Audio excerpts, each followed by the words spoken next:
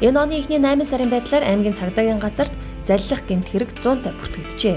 Үүнийг өнгөрсөн оны мөн үетэй харьцуулахад 2.5 дахин өссөн үзүүлэлттэй байна. Заллах гэмт хэргийн 70-80% нь цахим орчинд үлдэгдэж байгаа тул аймгийн цагдаагийн газраас дараах сэрэмжлүүлгийг хүргэж байна. Facebook болон цахим хаягаар тань мөнгө зээлэх тусламж хандив хүссэн чат мэдээлэл ирвэл та заавал утастаж лавлана. Цахимаар бараа материал эд зүйлс захиалахдаа аль бие усны сурвалжийг заавал нэгтэлнэ.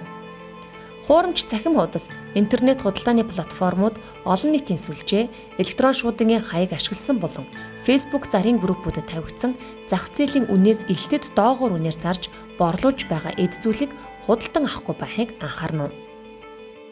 Төрийн болон ховын хэвшлийн үйлдвэр байгууллагад ажилд оруулж өгнө, бага хүүтэй зээлийг орлого нотлохгүй гаргах зэрэг нийтлэл заруудад хуурдахгүй байхыг анхаарна.